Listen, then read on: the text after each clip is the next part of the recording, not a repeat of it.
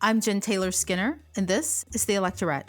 On this episode, I have a conversation with Daria Dawson, the political director of America Votes, an organization dedicated to empowering more Americans to vote through voter education, engagement, and mobilization. Daria and I discuss how the organization has evolved over the 20 years since it was founded in 2003, and how it's positioned itself as a coordination hub for the progressive organizing community to turn out voters in election after election. We also talk about their plans to mobilize an even greater number of voters for the 2024 election cycle. So, without further ado, please enjoy this conversation with Daria Dawson. Daria Dawson, welcome. Thank you so much, Jennifer. I so appreciate being here with you today. I know that America Votes has been this long-time hub for progressive organizations and ideas, but there seems to have been a shift of progressive legislative ideas during the Trump era. Right? There seems to have been an acceleration of those ideas into mainstream, especially the mainstream legislative process, right? And just one example off the top of my head is student loan forgiveness. I know we were talking about it during the 2016 cycle. It was a part of the political discourse, but even then, it felt like it was kind of far away, but here we are. And again, like I said, that acceleration seemed to happen during the Trump era. What do you think it was about the Trump era that kind of accelerated all of those ideas? Sure, I definitely will be happy to answer that, but I would love to just take a step back because you mentioned America Votes, and I feel like America Votes is an organization that not a lot of people know about. So yes, America Votes is the coordination hub for the progressive community as it relates to what you mentioned about progressive policies, where you have organizations who come to the America Votes table that are interested in turning out the electorate to elect the right progressive leaders that can lead to progressive policies being implemented federally and in states, locally, etc. So what we saw after the 2016 election was essentially, I think, a wake-up call to a lot of voters across the country of how do we make change in these 4 years that we're going to have this person as president of the United States. And what you saw was a dramatic shift to think more about down ballot races and engaging the electorate to turn out for down ballot races. Because for a really long time, and we could go back to like 2008, 2012, where Democrats, progressives had the White House. But there was something happening still with gubernatorials and state legislatures where we're getting our butts kicked by the other side. They were thinking more about the long-term game and redistricting and all of those pieces that needed to move the needle to where we are now, right? So what you saw in 2016 was a resurgence, I would say, of the progressive movement. And I think one of the positive signs about 2016 was this activism that happened with a lot of new groups coming into fruition. And a lot of those groups decided that our mission is to focus on those down ballot races, focus on state legislature, focus on local elections, focus on the gubernatorial, where we can chip away at things that we know we're not going to be able to have too much of an impact on the federal level. And that is what led to what you're seeing now about progressive policies. The truth of the matter is progressivism is all about just moving forward, right? So how does this country move forward?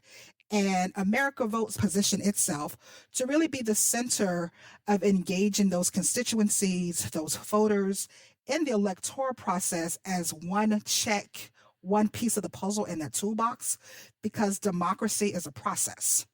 It is elections, yes, but it's also voter education. It is also voter registration. And it is also, even once an election happens, that accountability for those elected officials. What you saw in 2016 is how can we create other accountability methods for this federal government? Particularly if you think back to 2016, 2017, speaking of accountability, you saw a lot of people focusing on the state attorney general's races, right? And how the attorney generals were getting themselves into place to sue the federal government on things like the Muslim ban.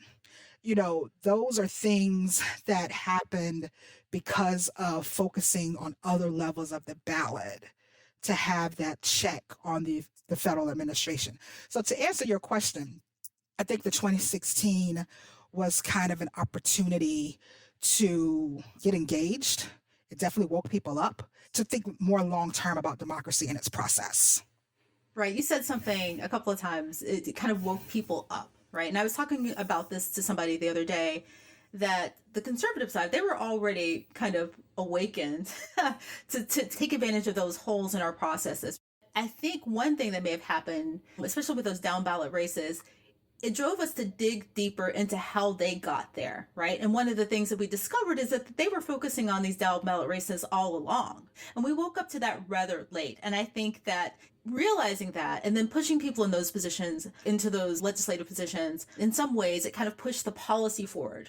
As we got more progressive people, more left-leaning people into those down ballot races, they then pushed the policy through so that it became more mainstream. No, I think you're absolutely right. And I feel like it was probably the reverse effect, right? Of having President Barack Obama in office and that side thinking more so long-term, lower ballots. But I would say the difference between a 2008 versus a 2016 was 2010, right? And the redistricting and the census and how the maps were drawn to basically create what we have now, which is a very gerrymandered type representation in the state legislatures and even in Congress, right? Because we're now like at a 4 or 5 seat majority in Congress, and the maps are so gerrymandered that I think for the next 10 or so years, we might see like those shifts by 4 or 5 races, and that the margins are going to be so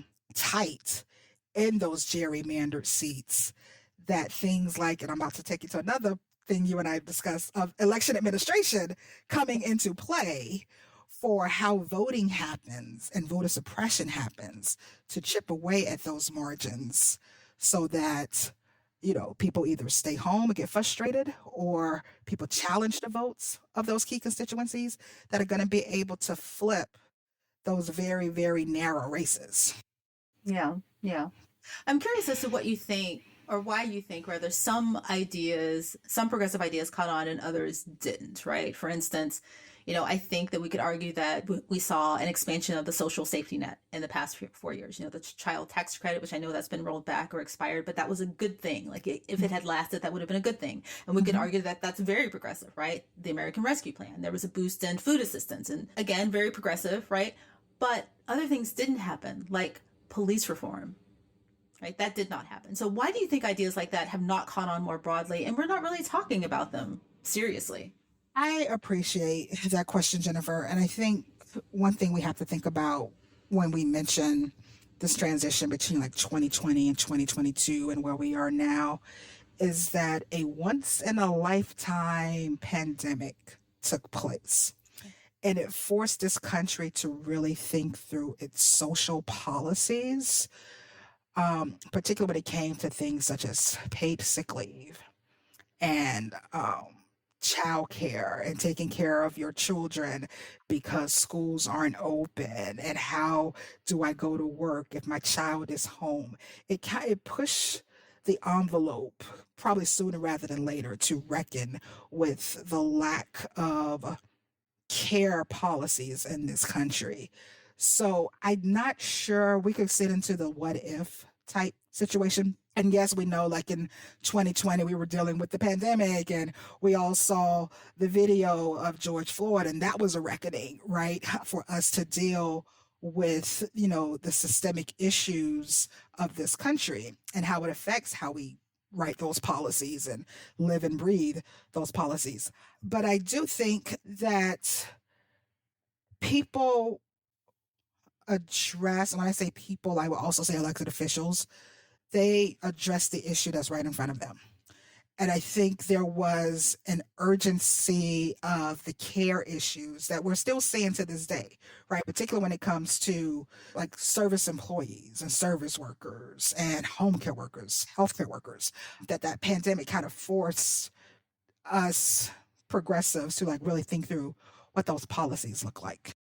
Since 2020, or really since 2018, turnout has increased among a lot of traditionally marginalized groups, right? We could attribute that to the person that was in the White House at the time. But I think the pickup really did begin after the 2018 elections, the 2018 midterm elections, right? What do you think that means for the turnout for 2024? Do you still think we can rely on that uptick? Back to your point about what we saw in post 2016, or let's take it a step back to we use like 2013. Shelby v. Holder stripping away the pre-clearance formula of Section 4 of the voting rights. I honestly think in that moment exemplified the Supreme Court's privilege, or the idea that some of these protections, these equal protections, did no longer apply because we're now in a more modern place of voting rights. And what happened? Right? After 45 was elected president, there was an opportunity to engage constituencies that consisted of people of color and young voters. And after that election in 2018, you saw between 2018 and 2020, you saw a surge of about what we call the blue surge of 46 million people who did not vote in the 2016 election. Either they were registered and they did not vote, or they were newly registered and came into that electorate.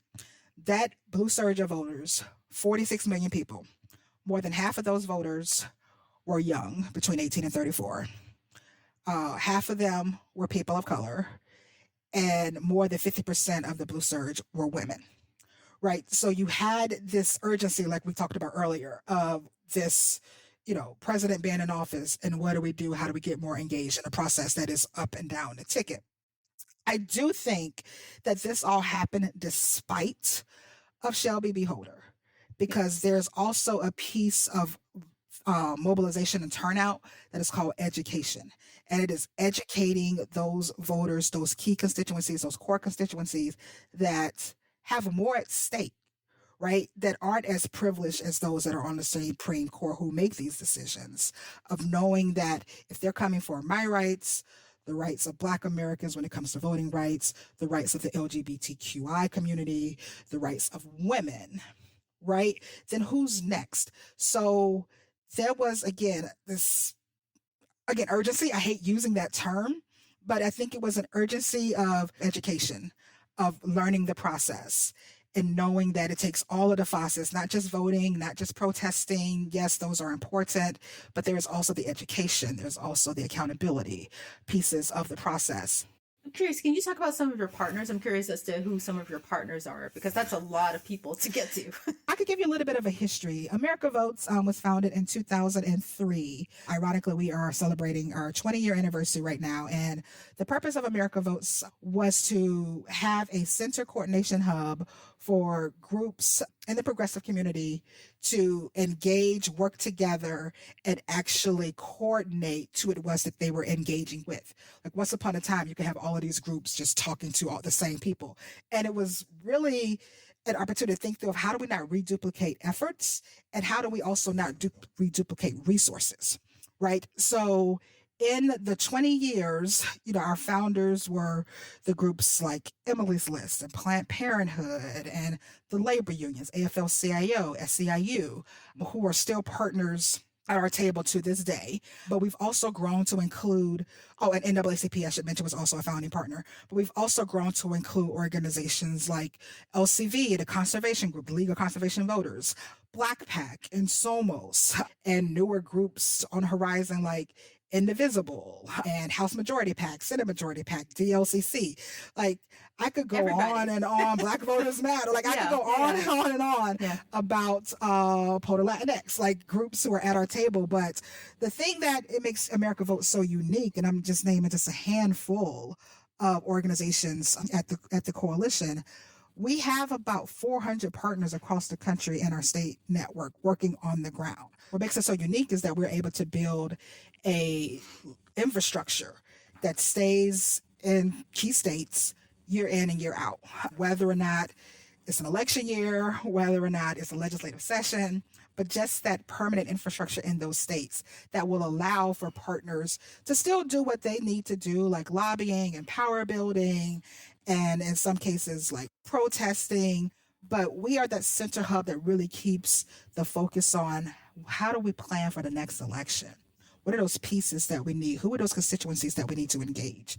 That is what America Votes does in states and nationally with many organizations in the progressive movement, in addition to the ones that I named. So, we know that the Dobbs decision and, which effectively overturned Roe v. Wade, played a big role in the turnout during the 2022 midterm cycle, right? I'm curious as to what is the messaging going into 2024 to keep that momentum around Dobbs. I actually can't speak to actual policies or the plans to implement policies, but what I can say is that we saw how much of an impact the Dobbs decision was on the 2022 election. And moving into 2024, abortion is going to continue to be an issue at the ballot and an issue that drives voters. In 2022, abortion showed that it's a winning issue for Democrats. And as a result, we saw the performance of women in particular in contested races going from like 55% to 57%. And even post 2022, the impact that abortion has on things such as the Wisconsin Supreme Court race, the turnout being high on a spring off year election, in which even the young people, I think the most amazing thing that I saw during that election was just how engaged the young people were on the college campuses of Wisconsin for, again, a state Supreme Court race. So I do think that once you start talking about restricting rights that were given but now being taken away, it resonates. And it's going to engage people. So even as we think about 23 and we have the Ohio ballot initiative coming up, we saw, Dobbs playing a role into the Kansas ballot initiative also in 2022. Like these, single ballot issue. Maybe there was another issue on the ballot, I can't recall. But it's a driving issue for voters to speak about women's reproductive rights. I mean, losing those rights, I think, was so jarring to people. Even if they don't know how they're going to be restored, they do know that one party is taking them away. But conservatives are becoming more and more brazen in their attacks on democracy. We see it every day, especially with the election process, right? They just gain an ounce of power and they use that power to exploit any areas of weakness that they find to kind of tear down democracy. And I don't think it's hyperbolic to say that the 2024 election could be our last free election. And I'm just curious as to what America Votes is doing to help protect that democracy. I appreciate you naming that and making what you just said earlier about one party restricting rights. And I do think there is definitely, right now we're seeing it, one party is very pro-democracy and one party is not. And I do think that what is happening, and I say this all the time, you win a game, they want to change the rules.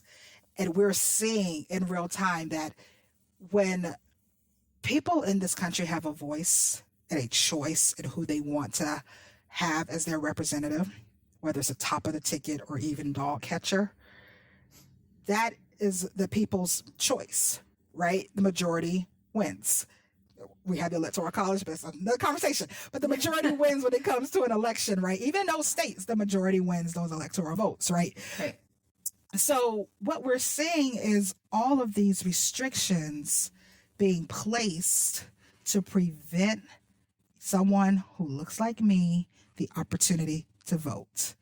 It is about one side believing that you, as a person of color, you as a young person, you as a woman, you do not deserve to be in this process.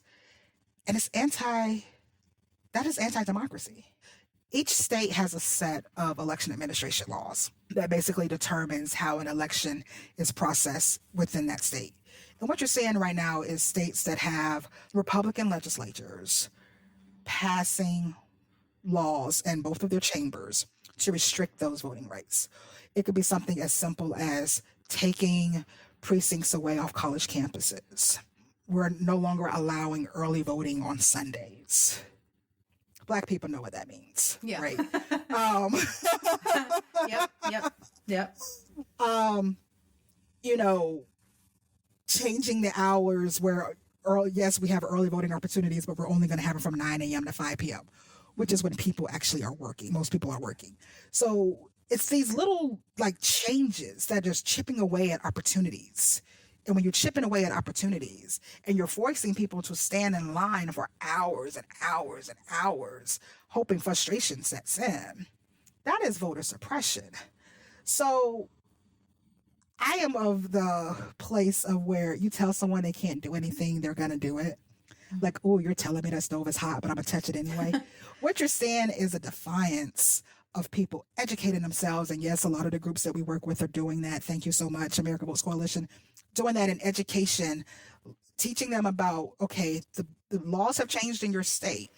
Here's what they mean. You may not be able to vote by mail for any reason anymore. You may need an excuse. You may need someone to sign your ballot before you turn it in. Just using those opportunities to engage with the voter. Education, engagement, education, engagement. It is a long-term process.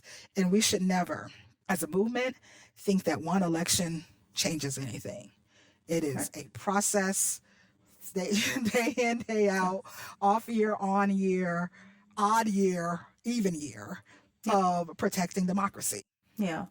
Speaking of states, what state are you most worried about? There's some nefarious stuff happening in Alabama with their congressional maps, right? That's a fast moving story. The Wisconsin Supreme Court, I think they're trying to impeach a liberal judge, right? I don't know what their reasoning is for that, or she has not gavelled a case yet. Right, exactly. So what reason could you have? In Ohio, I think you mentioned this, right? There's an attempt to raise the threshold for the constitutional amendment. I think that didn't go anywhere. But which state did pass? Yes, it did not pass. Which one are you most worried about? All of them? Would it be concerning if I say all of them? And I don't, and I don't mean that in a sarcastic way, but we could talk about Alabama, and unfortunately, Alabama is not in the America Vote State Network. But what you're saying in Alabama right now, whereas the Supreme Court has told them that due to the population of Black voters in that state, there should be 2 congressional districts that represent the minorities in that state. And this state is blatantly kicking the can down the road as long as they possibly can to not do what the Supreme Court, in fact, told them to do, directed them to do, because what is that going to do? That's going to create another majority minority seat that will likely vote Democrat and add a seat to, Leader Jeffries becoming speaker next year. So I worry about where we are as a country of being anti-democracy. It could be interpreted a lot of different ways, but at the end of the day, what we're seeing is one party being okay with restricting the rights of citizens to vote in this country, restricting the ways in which a citizen's voice is to be heard in this country, and that is by the ballot box. What is America Vote doing to ensure that outcome? Tell me what your game plan is between now and 2024. So what I mentioned earlier about the blue surge voters, those voters who did not vote in 16 but voted in 18, 20, and then also in 2022, America Votes, we are taking the approach of re-engaging that blue surge and expanding upon that blue surge. So looking at the states that we need to win those electoral votes, we talked about the Electoral College earlier, starting with, we do believe Georgia is a path to 270. We do believe North Carolina is a path to 270. And those states that everyone talks about, Pennsylvania, Wisconsin, Michigan, Arizona is a path to 270. Nevada is a path to 270. Part 2 of that is, protecting the United States Senate. So looking at states like Ohio and Montana also as a part of that plan. But when it comes to that blue surge, voters re-engaging that blue surge, expanding upon the blue surge, particularly with young people of color, young people of color, and women in those states that I mentioned. So that's what we're going to be focusing on 2024 to ensure that those voters, working with our coalition, the coalition is successful because we trust each other to be the messengers for the key constituencies that we need to turn out. So there is going to be a constituency that cares about climate change. There is a constituency that's going to care about student loans. There is a constituency that's going to care about criminal justice reform. Who are those trusted messengers that can engage with those voters, educate them about the election administration changes, register them or mobilize them or turn them out? Democracy is not just about voting. It is an ongoing process that includes what's needed before going to the ballot box and after the ballot box. Well, Daria Dawson, I appreciate you so much. Thank you for coming on. Thank you for talking to me. And I appreciate America Votes. Congratulations on 20 years. I'm very optimistic about what you're going to do moving forward to 2024. So thank you. Jennifer, thank you so much for allowing me to represent America Votes and to also just talk about what's at stake with you and what we have ahead of us and the work that we must do to continue to live in a free democracy.